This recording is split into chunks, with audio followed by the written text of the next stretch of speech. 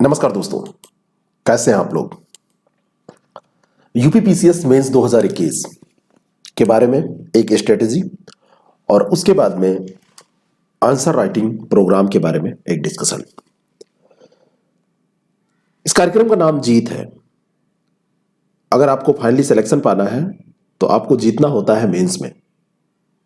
Rank आपकी निर्धारित होती है मेंस के मार्क्स से। प्रारंभिक परीक्षा के तौर पर आपने स्क्रीनिंग टेस्ट दिया और उसमें पास होकर आपने यह सिद्ध कर दिया कि आप मेंस देने लायक हैं। मेंस में जो आपकी परफॉर्मेंस होगी उसके आधार पर आप इंटरव्यू देंगे। इंटरव्यू या साक्षात्कार केवल 100 मार्क्स का है। वहां पर आपको 75 मार्क्स भी मिल सकते हैं। नॉर्मल अगर आपने परफॉर्म किया है तो 50-60 मार्क्स भी मिल सकते हैं। इसके बीच में ठीक ठाक करने पे 70 मार्क्स आपको मिल सकते हैं। लेकिन मेंस एक ऐसा पोर्शन है जहां आप अच्छा स्कोर करके एसडीएम की कुर्सी प्राप्त कर सकते हैं, डिप्टी एसपी बन सकते हैं। और सिलेक्शन भी अगर नॉर्मली कहा जाए तो मेंस के मार्क्स पे ही होता है। मेंस की जो ये परीक्षा है, आप सबको पता है, जितने लोग मेंस दे रहे हैं उसमें एक पेपर सामान्य हिंदी का 150 अंकों का, एक पेपर निबंध का 150 अंकों का, 4 पेपर सामान्य अध्ययन के 800 अंक के 200-200 अंक के पेपर होते हैं और 2 पेपर वैकल्पिक विषय के, यानी एक वैकल्पिक विषय के 2 पेपर 200-200 मार्क्स के 400 मार्क्स के ये होते हैं। टोटल ये परीक्षा आपकी हो गई 1500 मार्क्स की। मेंस में आप कितना परफॉर्म करें, कितने मार्क्स लेके आए, अभी इधर क्या रहा है हाल के दिनों में, जो कट ऑफ मार्क्स रहा है जितने पे आपका इंटरव्यू कॉल होता है। अगर आपको फाइनली एसडीएम बनना है तो आपको कट ऑफ मार्क्स लेके नहीं चलना चाहिए। आपको चलना पड़ेगा एक हाईएस्ट मार्क्स प्राप्त करने का सपना, और हाईएस्ट मार्क्स प्राप्त करने का सपना ही नहीं, उसकी रणनीति भी। अभी हम ये बात बिल्कुल नहीं करेंगे कि कितने मार्क्स पे आपका इंटरव्यू कॉल होगा, क्योंकि आप अपने को सीमित कर देंगे शुरू से, तो आप वैसे ही मेहनत करेंगे। आपको ये सोचना ही नहीं चाहिए कि कट ऑफ प्राप्त करना है, आपको सोचना चाहिए कि आपको हाईएस्ट प्राप्त करना है। आप पहली मर्तबा दे रहे हैं मेंस, आप कई मेंस दे चुके हैं, आपको मेंस से डर नहीं लगता है, डर लगता है। इन सब चीजों का मार्क्स आने के बाद आप अंदाजा लगा सकते हैं कि आपका कितना तैयार है, कितना है, क्योंकि इन सब चीजों को वैसे कोई मतलब नहीं है। आप 5 मेंस दे चुके हैं और 5 मेंस देने के बाद 6ठा मेंस आपने दिया, तब भी आपके मार्क्स उतने ही हैं या 1-2 नंबर बढ़े, और इंटरव्यू कॉल हुआ या नहीं कॉल हुआ, उसके बाद में आपका फाइनली सिलेक्शन हुआ या नहीं हुआ, तो वो कोई मतलब नहीं रखते हैं। और पहली बार ही दिया, अच्छे मार्क्स आ गए, तो वो मायने रखते हैं। 5 मिनट में एक इसका हम डिस्कशन ये करेंगे कि इन पेपर्स में टारगेट हमारा क्या होना चाहिए। सामान्य हिंदी में लोगों को 110 मार्क्स तक आ जाते हैं। 110 मार्क्स पाने वाले सामान्य हिंदी में बहुत सारे लोग हैं। निबंध में भी कुछ ऐसा ही है कि 110 मार्क्स तक लोगों ने प्राप्त किए हैं, 115 भी प्राप्त किए हैं, हम 110 रख लेते हैं। लेकिन आपका कितना आ सकता है, ये आपकी तैयारी, आपकी स्ट्रेटजी पे डिपेंड करता है। अगर आप ठीक ठाक पढ़ लेते हैं, अच्छा मटेरियल पढ़ लेते हैं, आपको लिखना आता है, आपने लेटर राइटिंग जो उसमें आई उसमें गलती नहीं की, आपने जो अनसीन पैसेज किया उसमें ठीक ठाक आंसर लिख दिए, टाइटल सही कर दिया, आपसे जो ग्रामेटिकल पोर्शन पूछे जाते हैं उसमें आपका कोई एरर नहीं हुआ, सब कुछ सही हो गया, आपने वाक्य प्रयोग, मुहावरे, लोकोक्तियों में सही कर दिए, तो यहां पर 100 मार्क्स आपके आसानी से क्रॉस हो जाते हैं। यहां का टारगेट आपका 100 मार्क्स का होना चाहिए। 110 का टारगेट इसलिए नहीं क्योंकि अगर यहां इतना ज्यादा जोड़ लेंगे तो आप सोचने लगेंगे मेरे तो वैसे ही इतने मार्क्स पूरे हो रहे हैं, आगे मेहनत करने की जरूरत नहीं है, तो मैं 110 नहीं कहूंगा, लेकिन 100 यहां पे जरूर।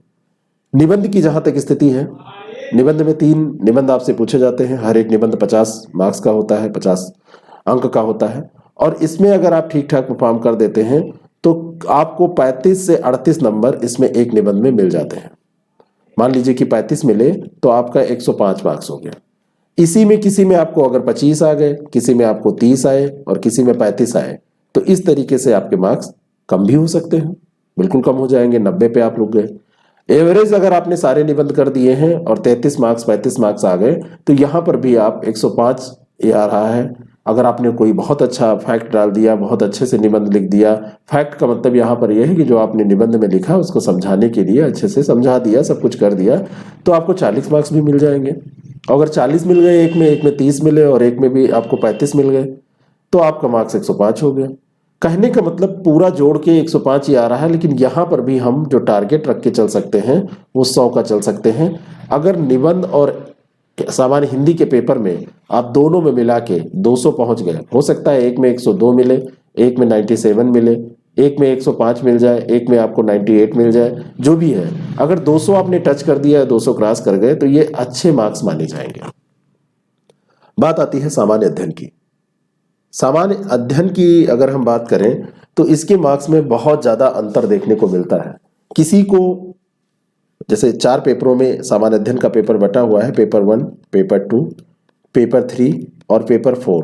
किसी को पेपर 1 में 80 मार्क्स आते हैं तो किसी को 110 भी मिलते हैं। किसी को पेपर 2 में 65 मार्क्स आते हैं तो किसी को 100 भी मिलते हैं।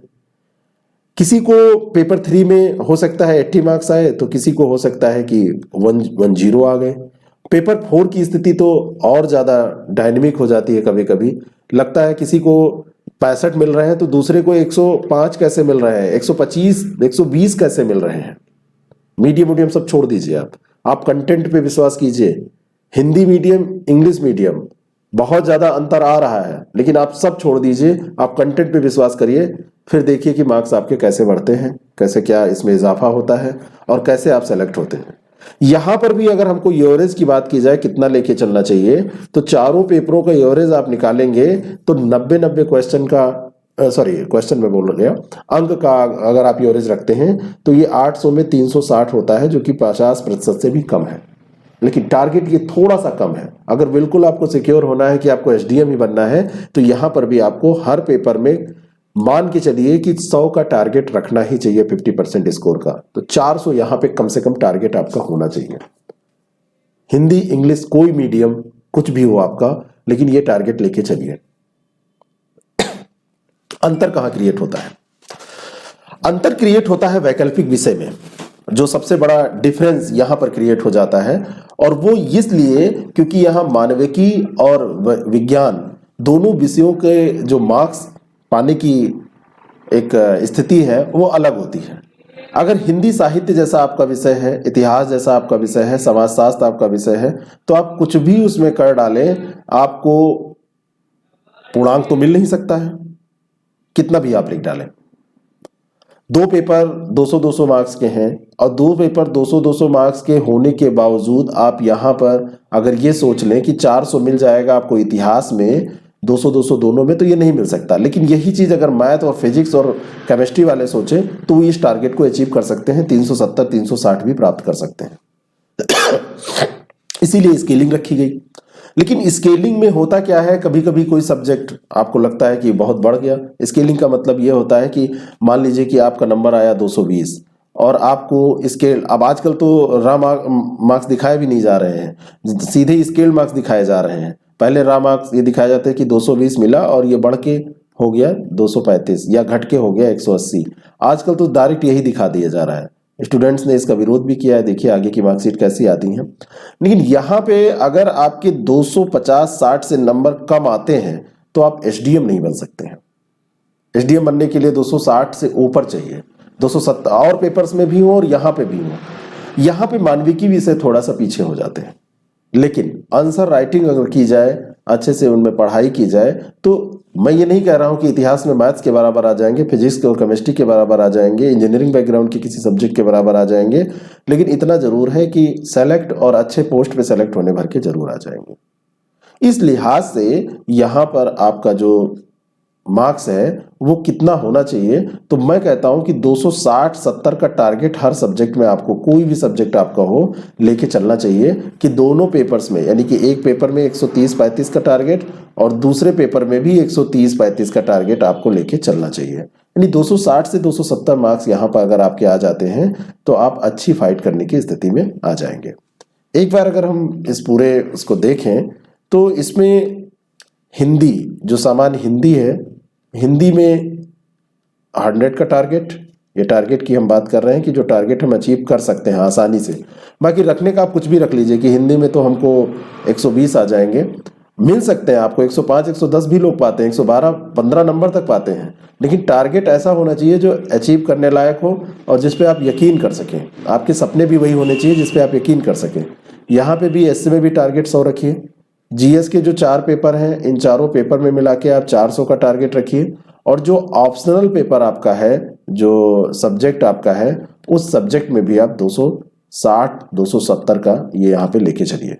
और इस तरीके से आप जोड़ेंगे इसको, तो अगर इसको 60 ही मान लें तो ये 6 4 2 6 और 2 8 860 मार्क्स आपके ये हो गए। इतने में आप साक्षात्कार दे पाएंगे, आप इंटरव्यू के लिए प्रवेश कर जाएंगे। इतना तो क्लियर हो गया। अब इंटरव्यू 100 नंबर का है और 100 नंबर में ये जो है आपको कितने मिलते हैं, 70 का एवरेज अगर रख लें, 65 से 70 का एवरेज, तो 70 अगर मिल जाते हैं तो ये आपका हो गया 930 के बराबर और ये आपको सिलेक्शन दिला देगा। अभी भी आप बहुत अच्छी पोस्ट पे सेलेक्ट नहीं हो रहे हैं। बात वही आ रही है कि अब बहुत ये यहाँ पे सिलेक्शन तो आपका हो जाएगा, इतने पे किसी न किसी पोस्ट पे आप सेलेक्ट हो जाएंगे।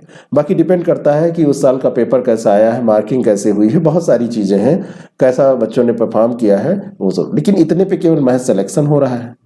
अब क्या करना पड़ेगा? अगर आपको और अच्छी पोस्ट चाहिए, एसडीएम बनना है, आपको फाइनली अच्छी पोस्ट पे सेलेक्ट होना है, आपको डिप्टी एसपी बनना है, शुरुआती पोस्ट पानी है डिस्ट्रिक्ट लेवल की, तो यहाँ पर आपको 5 मार्क्स और बढ़ाने पड़ेंगे। यानी कि इसको ले जाइए 105 तक, इसको ले जाइए 105 तक, और इसमें हो सकता है कि आप और इजाफा करके 415 पहुंच जाए।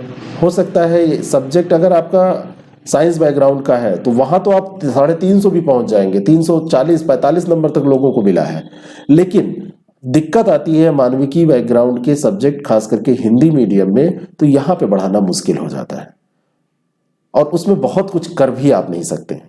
तो इस कारण से यहाँ पर थोड़ा सा हिंदी मीडियम के और खास करके मानविकी बैकग्राउंड के सब्जेक्ट थोड़ा सा पीछे हो जाते हैं। लेकिन यहाँ पे भी टारगेट, अगर आपको एसडीएम बनना है तो 10-20 मार्क्स और आपको बढ़ाने पड़ेंगे। तो 5-5 10 और 15 25 और 20, जब ये आपके बढ़ेंगे लगभग 50 मार्क्स के करीब, 45-50 मार्क्स बढ़ जाएंगे, तब आप यहाँ 980 के आसपास पहुंचेंगे, तब आप अच्छी पोस्ट पे पहुंचेंगे। ये तो एक रही स्ट्रेटजी जो आपको लेके चलना चाहिए। अब बात आती है कि इसको अचीव कैसे करें, कैसे ये हिंदी में 105 आ जाएंगे, कैसे ऐसे में आपको 110 105 मार्क्स आ जाते हैं, या जिनके आते हैं वो करते क्या है। उसका केवल एक तरीका है, आंसर राइटिंग। अगर आपको जीतना है तो जीत का सीधा संबंध मेंस एग्जाम आप एग्जामिनेशन हॉल में मत लिखिए। मेंस एग्जाम आप घर पे ज्यादा लिख के जाइए, वहां पे महज एक पेपर देने जाइए जिस सब्जेक्ट का, paper first, paper second, paper third, लेकिन उसके पहले आप बहुत सारे एग्जाम घर पे दें, लिखें, आंसर लिखें, आप पढ़ें, अच्छा लगे ठीक है, ना अच्छा लगे फाड़ के फेंकिए, दूसरा लिखिए, तीसरा लिखिए, चौथा लिखिए, पांचवा लिखिए, और लिखते लिखते लिखते लिखते इतने आंसर लिख डालिए। प्रारंभिक परीक्षा आपने पास किया है, फैक्ट आपके दिमाग में है, उन फैक्ट्स का इस्तेमाल करके, उन डेटाज का, उन कॉन्सेप्ट का इस्तेमाल करके इतने आंसर लिख डालिए कि जब एग्जामिनेशन हॉल में आप बैठिए तो आपको लिखने के लिए ना सोचना पड़े। कलम नहीं चलती है, रुक जाती है, शब्द लिखने चलते हैं ऐसे रुक जाती है कि अब लिखें क्या, स्टार्ट कहाँ से करें। सबसे बड़ी समस्या मेंस में यही होती है कि आखिर स्टार्टिंग हम कहाँ से करें। तो ये स्टार्टिंग कहाँ से करें, ये समस्या एग्जामिनेशन हॉल के लिए मत छोड़िए, इसको आप अपने रूम पे, अपने घर पे सॉर्ट आउट करिए, और ये काम जिसने कर लिया उसका सिलेक्शन हो जाता है। तरीका ये होता है कि आप हर पेपर का कम से कम, जैसे मान लीजिए हिंदी और एस्से, तो जितने भी हिंदी के पेपर इधर आसपास के पूछे गए हैं, साल 2 साल 5 साल का ले लीजिए, उसको सॉल्व करिए और देखिए टाइम बाउंड में, आप टाइम बाउंड करके देखिए कि उसमें आप कर पाते हैं कि नहीं, पूरा पेपर सॉल्व हो पाता है। और गुणवत्ता का, क्वालिटी का बहुत ध्यान रखिए। मेंस में क्वालिटी का बहुत महत्व होता है। प्रीलिम्स में आपने नोट्स बनाए या नहीं बनाए, और आपने कोई चीज लिख पाने की क्षमता आप में है या नहीं है, डेवलप की है आपने कि नहीं की है, काम चल जाएगा। लेकिन मेंस में आपकी वही लिखावट जांची जाएगी, मेंस में आपके फैक्ट्स देखे जाएंगे, मेंस में आपके आर्गुमेंट देखे जाएंगे, मेंस में आपके जो विश्लेषण करने की क्षमता है उसको देखा जाएगा, और वो 1-2 दिन में ऐसे नहीं डेवलप हो पाता है। उसके लिए आपको लगातार अनवरत प्रयास करना पड़ता है। तो इसको आप घर पे कर लीजिए। ऐसे में भी आप कम से कम, अब लोग तो 60 70 50 ऐसे पढ़ के जाते हैं, लेकिन मैं आपको बता सकता हूं लास्ट ईयर का भी रिकॉर्ड रहा है, 9 ऐसे हम लोगों ने डिस्कस किए थे। 9 ऐसे में आरओ में भी 3 ऐसे इसी से आ गए थे, और इसी से पीसीएस में भी 3। जो लोग बैच से जुड़े थे, जिन लोगों ने फॉलो किया था, यूट्यूब के ओपन प्लेटफॉर्म पे भी लगभग सब पढ़े हुए थे, तो उसी में से सारे ऐसे आ गए थे। लोगों ने लिखा, फाइनली सेलेक्ट भी हुए। कई लोगों से मैं बात भी करा सकता हूं आपकी कि वो कैसे कम पढ़ के 5-7 ऐसे पढ़ के और अच्छे से मार्क्स भी लाए हैं। 100 के आसपास उनके मार्क्स हैं, 98 मार्क्स, 102 मार्क्स, 96 मार्क्स, ऐसे मार्क्स भी आए हैं। लेकिन इसकी भी थोड़ी सी प्रैक्टिस, डायरेक्ट एग्जामिनेशन हॉल में नहीं। अगर आप इतना बड़ा रिस्क ले रहे हैं कि डायरेक्ट एग्जामिनेशन हॉल में करेंगे उसको, तो आप अपने साथ गलत कर रहे हैं, धोखा कर रहे हैं।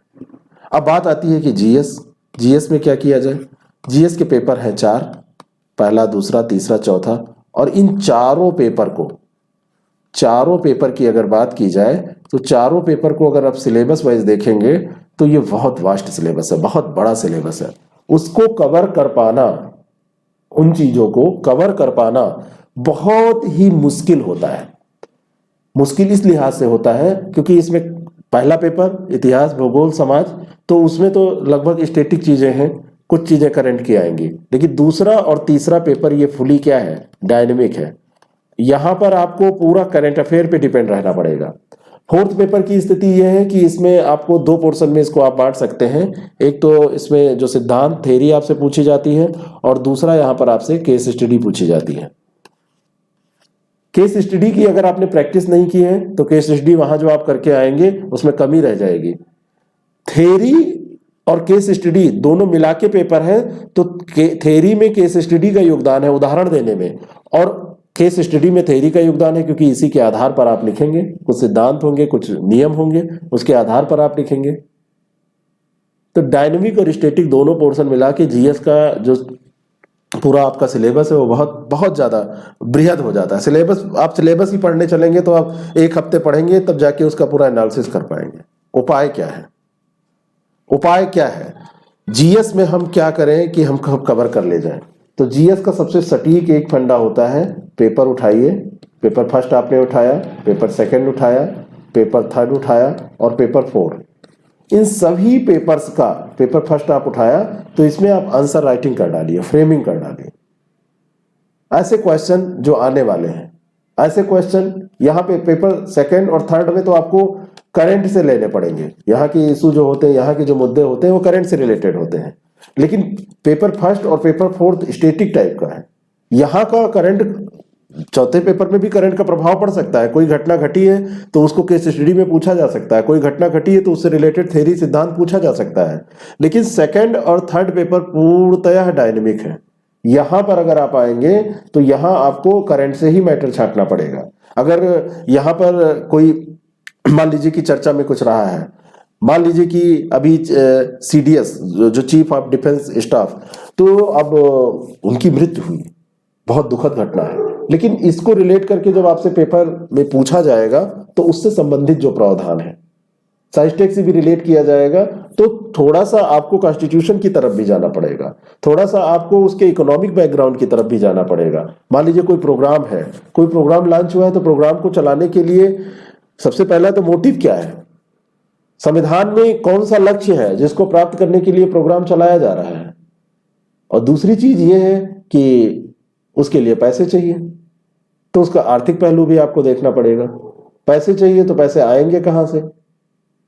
जनता का पैसा खर्च होगा, जनता से टैक्स लिया जाता है, तो इसका क्या इंपैक्ट है? क्या गवर्नमेंट जितना टैक्स लेती है उसके अनुपात में काम कर पाती है कि नहीं कर पाती है? कहने का मतलब यह है, सेकंड और थर्ड पेपर स्टैटिक बहुत कम, डायनेमिक ज्यादा हो जाता है, करंट अफेयर बेस्ड ज्यादा हो जाता है। कारण उसका यह होता है क्योंकि ये सब्जेक्ट ही ऐसे हैं जो हमेशा चर्चा में बने रहते हैं। करना क्या होगा? करना यह होगा कि इन हर एक पेपर में सबसे बड़ी जो स्ट्रेटजी है, जो आपको कोई नहीं बताएगा, वो मैं बताने जा रहा हूं। आप प्रैक्टिस करिए क्वेश्चन की। उठा लीजिए 100 क्वेश्चन, छांट लीजिए यहाँ के और लिख डालिए इनको। देखिए पूरा पेपर उसी से आएगा कि नहीं आएगा। डेली क्वेश्चन में डालता था, 2019 की बात है। हर पेपर में 20 क्वेश्चन में से 6-7 क्वेश्चन, 8 क्वेश्चन, 50% तक पेपर उससे आया। जिन लोगों ने उसको प्रैक्टिस की, कई लोग उसमें से सेलेक्ट भी हो गए।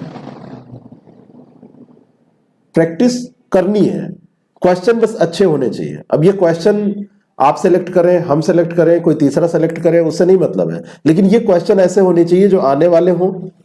और जब ये प्रैक्टिस आप करिए तो मेरा तो मानना यही होता है कि जब आप एक क्वेश्चन तैयार कर रहे हो तो कम से कम आपके 4 क्वेश्चन तैयार होने चाहिए, 5 क्वेश्चन और तैयार होने चाहिए।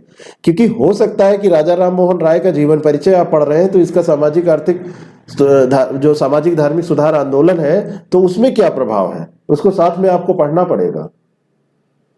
उसका उन्होंने क्या ऐसा किया जो आज भी हम पढ़ रहे हैं, ऐसा कोई और क्यों नहीं कर सका। राजा राम मोहन राय के बारे में ही हम उन्हीं को अग्रदूत क्यों मानते हैं।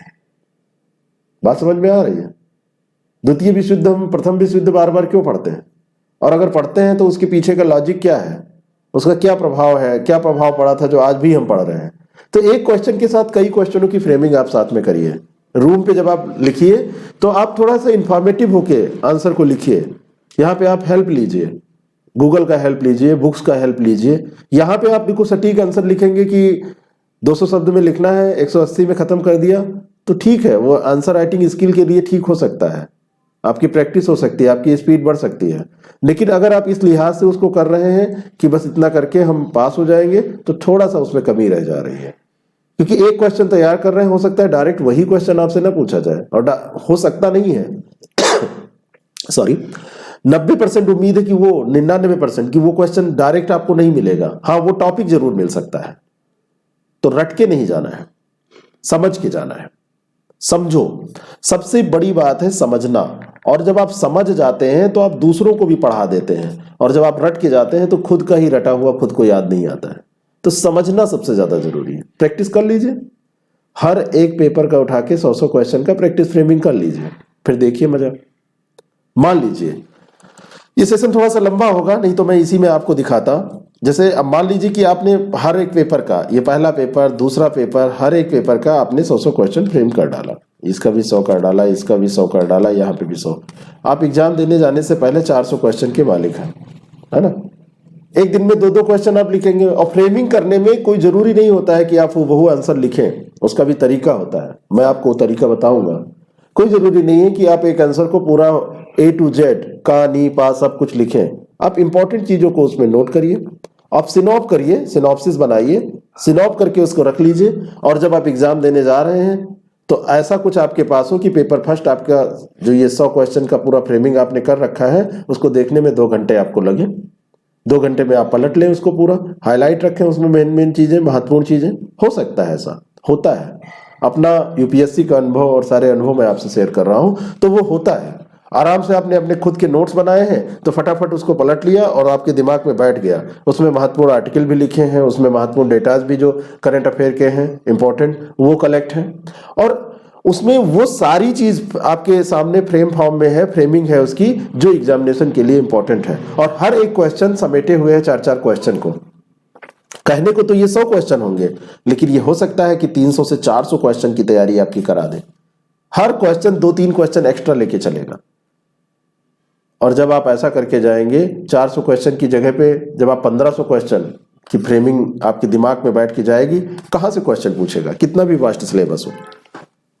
टू द पॉइंट सिलेबस पढ़ना जरूर कठिन है, लेकिन ऐसा करना आसान है। बस इसको सेलेक्ट करना है कि क्वेश्चन कौन से पूछे जा सकते हैं, कौन से टॉपिक हैं जो हर साल आते हैं, कौन से टॉपिक हैं जो इस साल आ सकते हैं। ये सब आपको करना पड़ेगा और इसके लिए प्रैक्टिस आपको करनी पड़ेगी।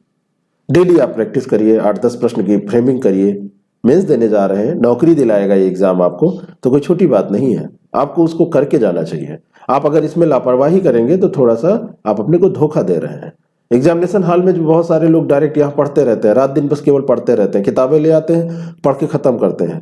500 की पेज की किताब है, 562 पेज की, उन्होंने कहा कि 3 दिन में खत्म करना है और उसको पढ़ डाले। अच्छी बात है, आपके पास ज्ञान हो गया, लेकिन ज्ञान वो आपके पास है और आपका ज्ञान एग्जामिनेशन हॉल में एग्जामिनर तक पहुंचाने के लिए आप जा रहे हैं। अगर आप एग्जामिनेशन हॉल में उसको लिख नहीं पाएंगे तो एग्जामिनर को क्या पता कि आप बहुत बड़े ज्ञानी हैं। आंसर लिखना और ज्ञान होना दोनों अलग अलग चीजें हैं।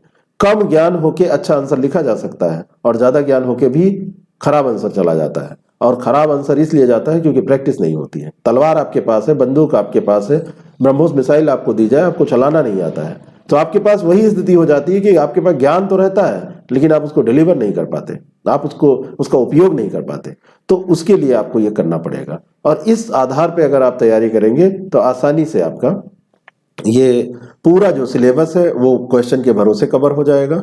और पूरा सिलेबस क्वेश्चन के भरोसे कवर ही नहीं होगा, बल्कि उसमें ये भी आपको एक जो कॉन्फिडेंस आएगा, एक जो आपकी राइटिंग स्किल डेवलप होगी, ये सारी चीजें ही सिलेक्शन आपको दिलवाएंगी, है ना।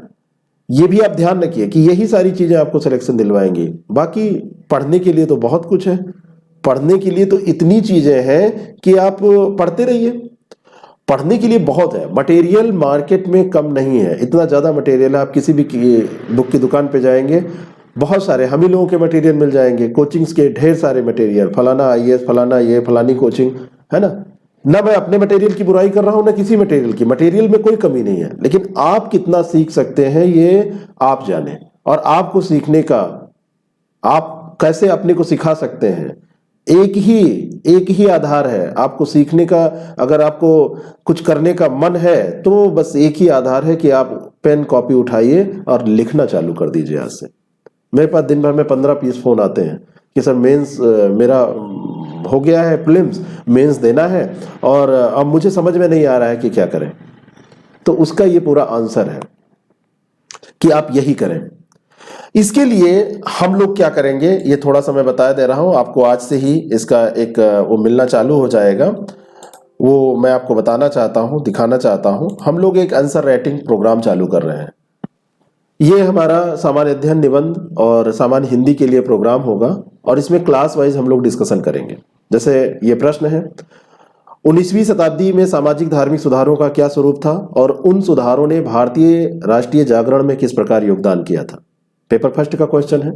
पेपर सेकंड का है कि हाल ही में संपन्न G20 शिखर सम्मेलन के प्रमुख बिंदुओं पर चर्चा कीजिए और इसकी प्रासंगिकता के संबंध में आलोचनात्मक विश्लेषण कीजिए। पेपर थर्ड का एक क्वेश्चन है कि गंगा नदी संरक्षण पर राष्ट्रीय स्वच्छ गंगा मिशन पर टिप्पणी कीजिए।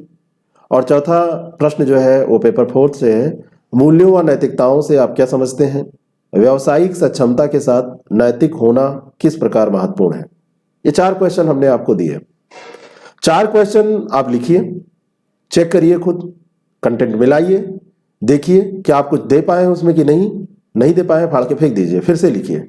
और इन चारों क्वेश्चन का अगर हम आपको कराएंगे तो कुछ इस तरीके से फ्रेमिंग कराएंगे।